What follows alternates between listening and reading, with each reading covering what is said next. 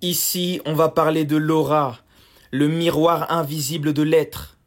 L'aura est bien plus qu'un simple concept ésotérique. C'est une empreinte vibratoire, une signature énergétique de notre être profond.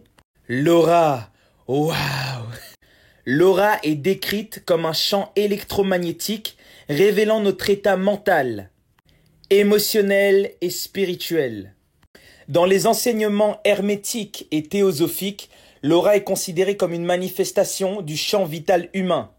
Dans la doctrine secrète, Blavatsky dit que l'homme est un être composé de plusieurs couches d'existence, dont l'aura est la lumière invisible de son âme.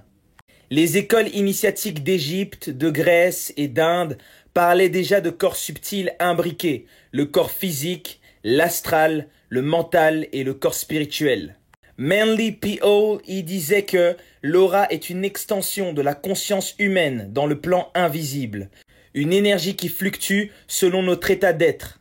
L'aura est un pont entre l'intérieur et l'extérieur.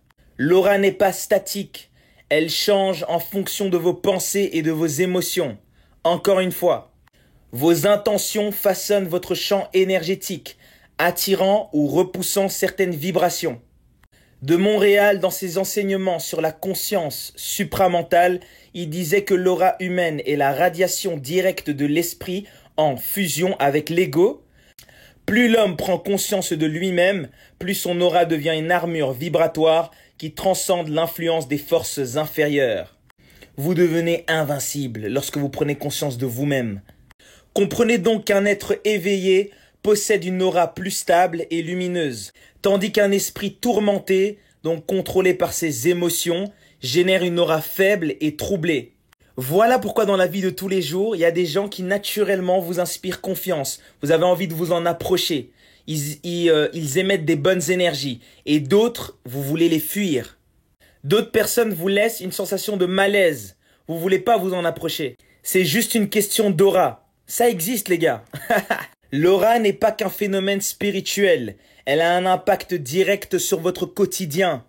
Elle influence votre attractivité énergétique.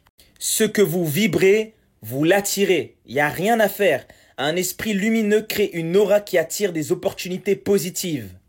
Si vous ne brillez pas, vous attirez que du négatif. C'est tout. Une aura forte repousse les influences négatives, automatiquement. Une aura négative, en revanche, les absorbe. Et comprenez que plus vous vous élevez spirituellement au niveau de votre conscience, plus votre champ vibratoire devient clair et puissant. Ça constitue une armure en réalité, une véritable armure. Manly P. Hall y disait encore, l'aura de l'homme est comme un livre ouvert. Elle révèle son état intérieur à ceux qui savent voir. Pour purifier votre aura, vous devez purifier vos pensées et vos émotions. Évitez la colère, la peur, le doute. Tout ça, ça trouble votre aura. Cultivez la clarté et la paix intérieure. Ayez une pensée libre de toute programmation extérieure. Cela va vous permettre de libérer votre champ énergétique des influences limitantes. Si vous continuez à vivre sans vous contrôler au niveau de votre mindset, votre aura sera troublée et les résultats vont se voir dans la matière directement. Et les résultats seront catastrophiques. Donc il est primordial de contrôler votre mindset, de nettoyer vos auras.